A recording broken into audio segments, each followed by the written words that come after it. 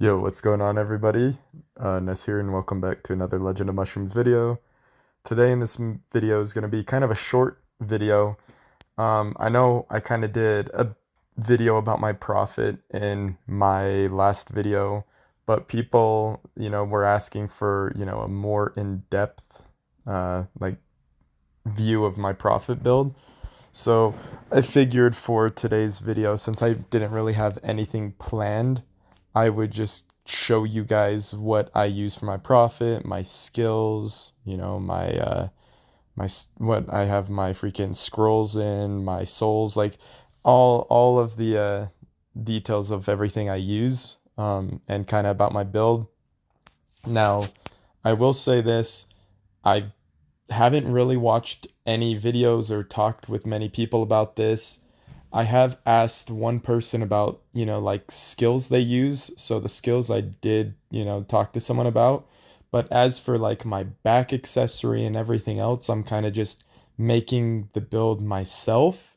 So not everything may be optimized to what it should be or exactly, like what other people would use, but this is the build I have used and what I'm working on and building.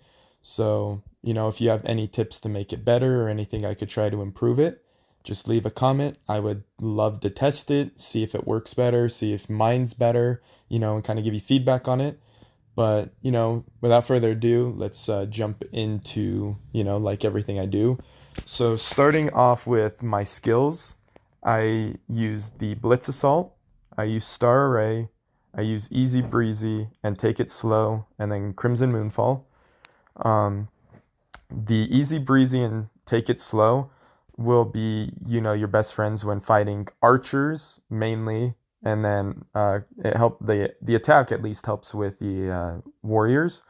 But for archers, reducing the attack speed on top of their attack, helping keep you alive longer, just is extremely helpful. The Blitz Assault is obviously very important for any PvP. Gives you 3 seconds of damage immunity, unless you are fighting a Dark Lord, of course. But the amount of Dark Lords you see now are still, not very common. It's mainly archers and warriors you see, or like sages, I should say, with, the occasional prophets. The Star Ray is going to be something that helps you for your damage, increasing your skill crit rate. And then Crimson Moonfall is the biggest skill I have for my damage. Um, so you got your 2 for doing DPS, and then your 3 for kind of, your survivability. For my scrolls, I kind of have it evenly split out between my crit resistance and my global HP. I have both of them over 30, at 33 and 31. I kind of evenly split out my crit resistance and my HP because those are the biggest things that I want on my build, because obviously both, yet again, archers and the warrior classes use crit damage as, like one of their main things with their builds, along with obviously combo and counter. But crit damage is universal between the two. So having, good HP for survivability and good crit resistance is very helpful. And then I kind of put a few points into attack and defense. I don't know if I really need the defense though. It's just kind of there because I had extra scrolls, but mainly the crit resistance and the HP, and then some attack because you don't want to fully neglect having attack. Otherwise, you won't be able to kill your targets. So jumping on over to my relics, I use the Demon's Mask for the 5% increase in the skill crit. I use the Thundercaller's Kite because that's really the only good thing out of this side of the relics, unless you're playing as the PAL class. Um, I use the Bamboo for the pandas since I use 2 of the pandas right now. This is subject to change, but just what I use at the moment. You could use the blue snowflake, and I will show you why when I get to the pals. But for me, I personally use the bamboo, and then the damage resistance book. Obviously, gives you damage resistance to like everything. So very very good piece to have on for just that extra bit of damage resistance. I rock the Abyss necklace personally over the Spirit necklace. Haven't done a bunch of testing with it, and it's only because it increases the damage of my Crimson Moonfall by 30%, And then obviously you get, you know, the stack damage from the Crimson Moonfall up to 3 times. So it just increases the overall damage of it, which is very nice. However, the Blitz Assault, you know, damage could be better with the Spirit Necklace. Have to do a bit of testing, but haven't really had time to do that yet. So for right now, I use this. I'll let you guys know on the Spirit Necklace here soon. I use the Cage Statue, which increases the effects of Easy Breezy and Take It Slow by 30%. So very, very big, you know, just having the durations increased. So that's what I use there for my relics. I was debating on using this for the Star Ray, you know, for higher DPS, but I think as far as survivability goes, I like having, you know, an increased effect. Granted, 30%, not the biggest help, but you know, just any extra time to keep that up and, you know, let you get your skills back is something you want. Now jumping over to the pals, as you can see, I use Kung Fu Master and the Floral Panda. Both of them give me regeneration. The Floral Panda is not a necessity. It only gives you 0.1% base regen, which isn't bad, but the Kung Fu Master is one you want way more because it multiplies your overall regen by 40%, which obviously if you have, you know, like let's say 3.7 or something, it's not going to be a big percentage, but it still is a lot more significant than the zero point 0.1 you get from the Floral Panda.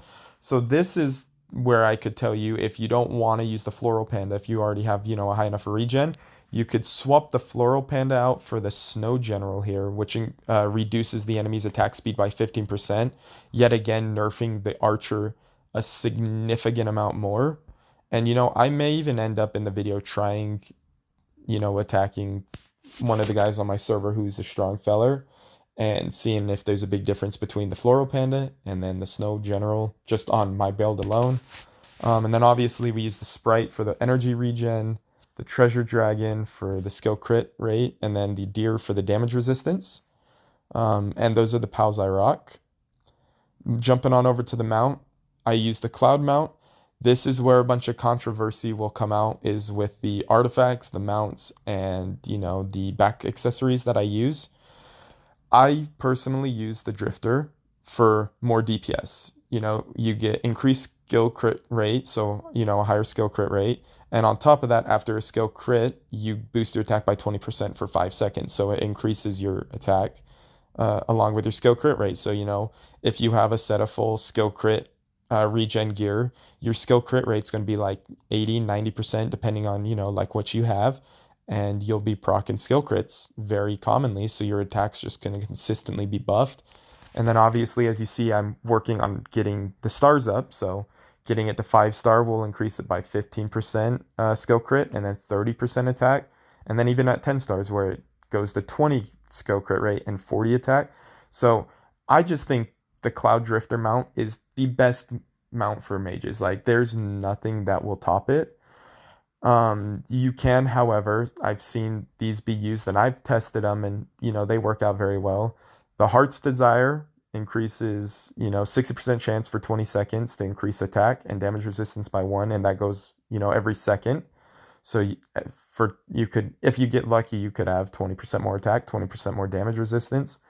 Oh, I didn't mean to click that. You could use the Storm Rider, the boat, for more damage resistance and control effect.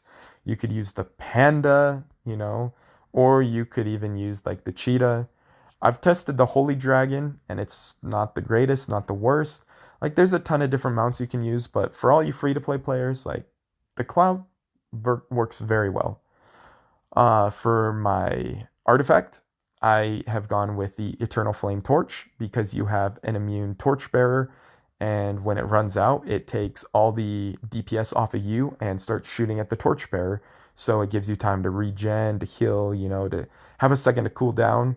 And it works very well for me. And on top of that, the longer the battle goes on, the more perks and benefits you get. You get more, you know, like crit resistance, you get more crit damage, which isn't good, but, you know, more attack and defense. Like there's just a ton of benefits and perks that come from it. And then even 20 seconds in, like it doubles all of the provided boosts. So it's just a really good artifact to use. And then finally, for the back accessory, I use the Alien Dimension, and that is because I block 30% of the final damage that I take. I have a higher attack speed and a higher regen speed. So, like it's just very nice. And I do know that the effects diminish every 12 seconds and it gets worse and worse, but it's still significantly better than the Tiger mount for the profit, because the whole point of this is to keep your HP high and damage intake low. So for the Trapped Wraith to be good, you want to lose more health.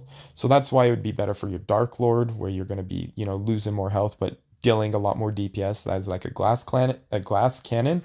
Whereas with the Alien Dimension, you're going to be taking very less damage with higher energy regen, higher attack speed, and whatnot. So that's just my personal go-to.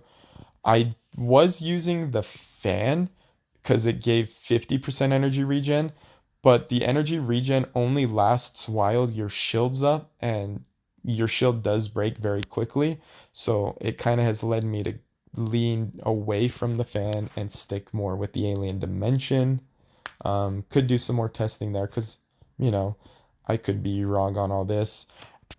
Now, the biggest thing here for me, the talent tree.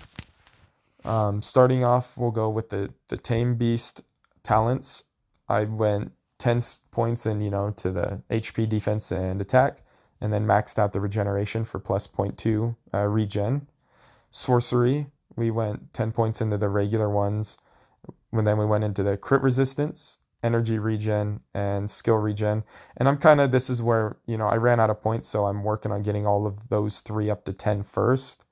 And then after that, I'll probably either push my crit resistance up to 20 or go for endless outburst because that skill is nice. But I don't ever really drop that low unless, like in parking where I'm heavily debuffed, or brawls, or etc. etc. For my archery tree, obviously going upwards because at the top, healing amount plus 2%. It's not regen, but it does give you more healing. So it's something, nice to work towards. And you get your counter damage resistance and combo damage resistance, which is nice to pull from. And then finally, the Fury tree, I went all the way up to regeneration for the plus 3 regen, which is nice. And then more combo damage resistance and counter damage resistance. And they're only at 10s for right now. I will be upgrading them to 20s, but you only get X amount of points a day, and I kind of got to just choose and pick wisely where I want to put them. And then over on the left-hand side, the healing rate, I went to 10 in. I don't know if I need to. I could put these points elsewhere, but still kind of playing around with it. And then crit resistance 10 over here, and then the regen on 2. So between the Beast Tamer tree and the Fury tree, that's plus 3, plus 2, plus 2.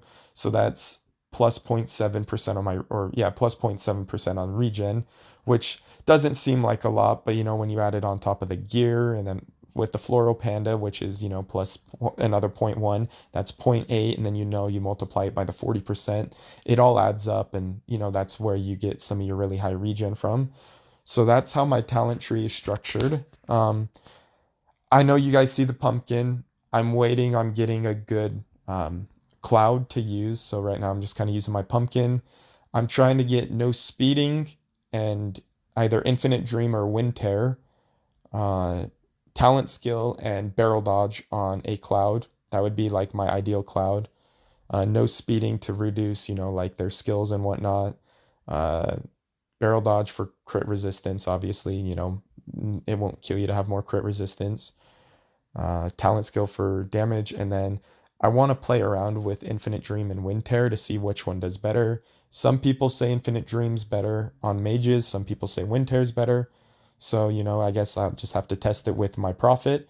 I'm kind of leaning towards Wind Tear because the Prophet's supposed to do more, like proc skills off a lot quicker. And with Wind Tear, I believe it goes off of your skills you proc. Let me just double check here. Yeah, so any active skills deal extra damage equal to 1% of the target's current HP. And I know it's only current, and the skill damage is just overall, but I do think with how quickly you're going to be proccing and all that, the extra damage from this is going to be better than, Infinite Dream. But, you know, that's something I got to test around with or get feedback from one of you guys or other people I talk to. So that's kind of where I am right there. Now, I do want to do something really quickly right now. Um, for all of you free to play players out there that are kind of fed up with how the game is or whatnot because all of these broken mounts and blah, blah, blah, this, honestly, swap to a mage and start building a regen profit. And I will show you why right now. Um, I will go over the enchants really quickly too before I show you guys. Crit resistance rune. Ignore the middle pieces here or like the middle affixes. I've only gone for just the top main affix and then you know like the set bonuses. I haven't really cared about what's in the middle. So I go with crit resistance, obviously combo damage resistance, and then skill damage are the biggest things you want there for that side. And then the left side it don't matter because it's just the base attack damage and HP. Um, I also would recommend getting a counter damage one as well, so you can swap it if you're fighting archers or warriors. So having two of those is good there. And then for me, for my set bonuses, I went 4 set for crit resistance and then 2 set for skill damage. And, you know, that's where I'm at with the runes. But enough with me yapping there. Time to show you guys, you know, this. So even if I unequip my artifact, and I unequip my back accessory. We'll just completely get rid of that. I'm going to leave the cloud on just because it's a free-to-play item. Otherwise, I would have unequipped it. So I unequipped everything, you know, accessories and back mounts. Granted, he does not have cheetah, but he does have the bow on. He does have the tiger back mount on, and he does have panda on. I know it shows that it's empty right here, but when I practice against him, you will see the tiger proc and the bow proc. Just got to give it a second. So when there's the bow, the little arrow barrage above the head. There was the tiger scratch. See, I I don't know what's going on fully. I'm not doing as good because I'm at a disadvantage here with nothing on. I know, you know, some of you guys wouldn't put nothing on, but even with nothing being on, like I get really close to killing him. So, you know, like it's just how you take things. Obviously, my build's not optimized yet. My gear is not perfect, but you can do good against players without having, you know, like all these broken artifacts and mounts. Like if let me go against like a mid-tier spender. He's a bit weaker than me, so you know it's going to be kind of unfair, but like, you know, a mid-tier spender, you know, who's still using potentially cheetah or whatnot, like you're obviously putting yourself at a disadvantage not having anything equipped at all. But going against people with these things equipped, you honestly don't do too bad. This is one of the easiest ways to stay caught up with all of these big spenders is by doing the regen build. It's something you can easily succeed at doing free to play, and it's something that will help you out, you know, significantly. I do want to give, you know, fighting chess another go really quickly. I could try swapping the mount to another mount that free to plays would get, but I'll keep it on the cloud. The Moonlight Wisp comes from the Lucky Spinner, so it can be gotten free to play, but I won't equip it. I'm gonna leave it off. I just want to make sure everything is still good. Yeah, all right. So I might not have enough, you know, umph to kill chess here, but it still does not perform, you know, too terribly against someone who's got Panda on, who's got, you know, the bow, a decent combo damage and crit damage percentage. Like it genuinely doesn't do too terrible at the end of the day when you think about it. Going against someone with all these broken accessories, like I'm surviving very well, and my build's not even fully optimized, you know, with the regen and whatnot. Like this time we got low to kill, like close to killing him. He was a quarter. So it may be, you know, a journey and it may be kind of difficult, but you guys shouldn't give up. The build does do very well and does work very well, but it does take time to get there. You just gotta be patient and trust the process. And, you know, eventually once you get to where, you know, you start killing people, it's going to be doing very well. Now, obviously, having artifacts and mounts and backs help significantly. Because, see, when I equip these on, now let's go fight them again, you'll see how much of a difference this battle ends.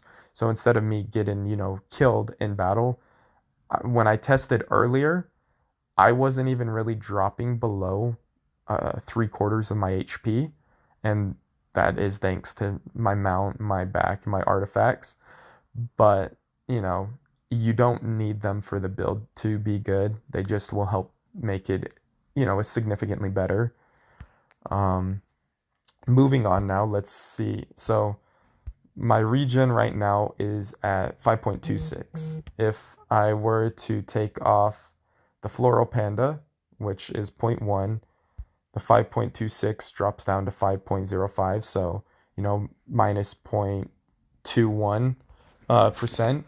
And let's say, let's throw on the snow general. And then let's go over to the relics and swap to the blue snowflake.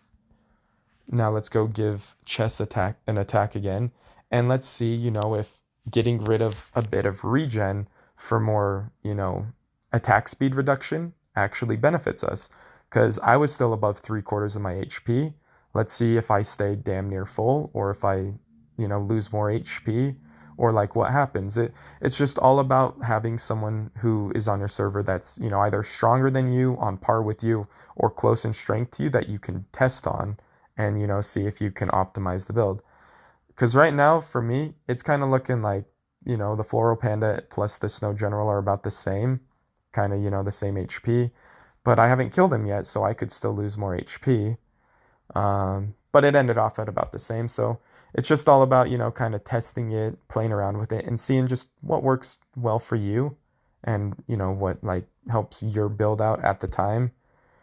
But yeah, guys, that's pretty much everything for my regen build. I don't know if I missed going over anything.